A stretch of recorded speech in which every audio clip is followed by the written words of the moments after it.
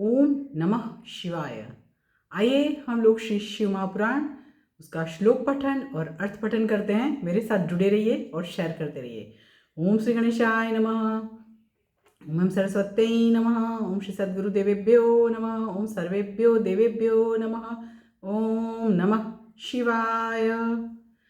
हम लोग सुन रहे थे कि महादेव जी जो हैं उन्होंने सप्तर्षियों को निमंत्रण दिया और उनसे आभार व्यक्त किया, और ये सुनकर सप्तर्षि सब बहुत खुश होकर अपने अपने स्थान पर चले गए। उससे आगे आज का जो श्लोक है वो शुरुआत करती हूँ। ततः शंभु प्रुष्टात्मा दर्शयल्लौकिकी गतिम उवाच मुनिवर्य त्वां प्रणयन शुभया गिरा। ये जो मैंने बताया था उसमें से एक अंतिम श्लोक कल का था, उसको रिपीट किया है मैंने। हे मुनिवर, तब प्रसन्नचित्त होकर लौकिक की गति को दिखाते हुए शुभ वचनों से आपको प्रसन्न करते हुए शिवजी कहने लगे। और हम लोग रुके थे कि शिवजी क्या बोलेंगे, शिवजी क्या बात कर रहे हैं। आइए सुनते हैं। शिव उवाच प्रीत्याशु मुनिश्रेष्ठ यस्मत्तो अद्य वदामि ते ब्रुवे तत्त्वां प्रियो मे यद्भक्तराज शिरोमणिः। शिवजी बोले, हे मुनिश्रेष्ठ, मैं जो कहता हूँ उसे प्रेम पूर्वक सुनिए। आप मेरे परम प्रिय तथा भक्तराज शिरोमणि है, इसलिए आपसे कहता हूँ। कृतं महत्तपो देव्या पार्वत्या तव शासनात् तस्यै वरो मया दत्तः पतित्वे तोषितेन वै। आपकी आज्ञा से पार्वती ने जिस प्रकार की महान तपस्या की थी उससे संतुष्ट होकर मैंने उसे पति बनने के लिए वरदान दे दिया है।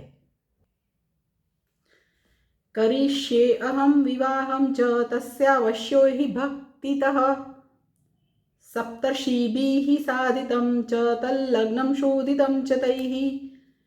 उन्होंने बताया कि आपकी आज्ञा से पार्वती ने जिस प्रकार की महान तपस्या की थी उससे संतुष्ट होकर मैंने उसे पति बनने के लिए वरदान दे दिया। उससे आगे का जो श्लोक पठन किया उसमें बताया है कि मैं उसकी भक्ति के वशीभूत होकर अब विवाह करना चाहता हूँ। सप्तर्षियों ने सारा कार्य संपन्न कर दिया है और विवाह का लग्न भी निश्चित कर दिया है। अद्यतः सप्तमे चाह्नी तद्भविष्यति नारद महोत्सवं करिष्यामि लौकिकीं गतिमाश्रितः। हे नारद, वह विवाह आज के 7वें दिन होगा। मैं लोक रीति का आश्रय लेकर वैवाहिक महोत्सव करूंगा। ये सब कुछ किसने बताया? शिव जी ने बताया। किसको बताया? नारद जी को बताया। चलिए अब ब्रह्मा जी क्या बोलते वो सुनते। ब्रह्मोवाच इति श्रुत्वा वचस्तस्य शंकरस्य परात्मनः प्रसन्नदीहि प्रभुं नत्वा तात त्वं वाक्यमब्रवीहि। ब्रह्मा जी बोले, तात, इस प्रकार परमात्मा शंकर का वचन सुनकर आप परम प्रसन्न हो उन प्रभु को प्रणाम करके यह वचन कहने लगे। नारद उवाच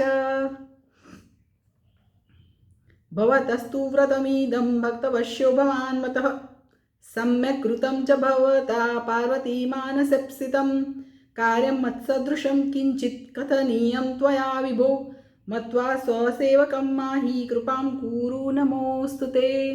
नारद जी बोले, आपका यह व्रत है कि आप भक्तों के अधीन रहते हैं और ऐसा सभी का मत भी है, इसलिए आपने ये उचित ही किया क्योंकि पार्वती यही चाहती भी थी। हे विभो, अब मेरे योग्य जो कोई कार्य हो आप मुझे बताइए। आपको प्रणाम है, आप मुझे अपना सेवक मानकर कृपा कीजिए। ब्रह्मोवाच इत्युक्तस्तु त्वया शंभुः शंकरो भक्तवत्सलः प्रत्युवाच प्रसन्नात्मा सादरं त्वां मुनीश्वर। ब्रह्मा जी बोले, हे मुनीश्वर, जब आपने शिव जी से इस प्रकार कहा तब भक्त वत्सल शिव जी प्रसन्न चित्त होकर आदर पूर्वक आपसे कहने लगे। क्या कह रहे हैं फिर से? आइए सुनते हैं। शिव उवाच विष्णु प्रभृति देवांश्च मुनिं सिद्धानपि ध्रुवं त्वं निमन्त्रय मद्वाण्या मुनेन् अन्यानपि सर्वतः सर्व आयान्तु सोत्साहा सर्वशोभा समन्विताः सस्त्रीसूतगणाः प्रीत्या मम शासन गौरवात्।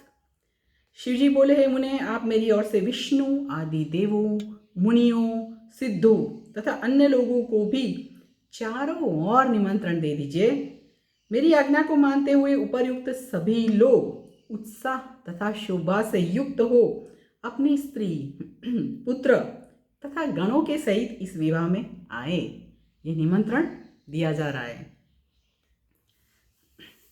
नागमिष्यन्ति ये त्वत्र मद्विवाहोत्सवे मुने ते स्वकीयान मंतव्या मया देवादयः खलु।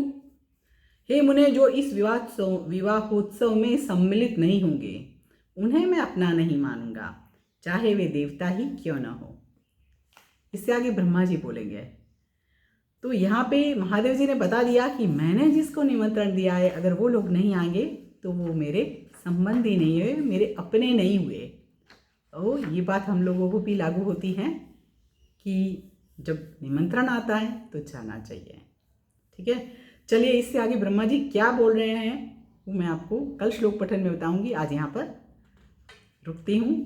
मेरे साथ बोलिए ओम नमः शिवाय, ओम नमः शिवाय, ओम नमः शिवाय।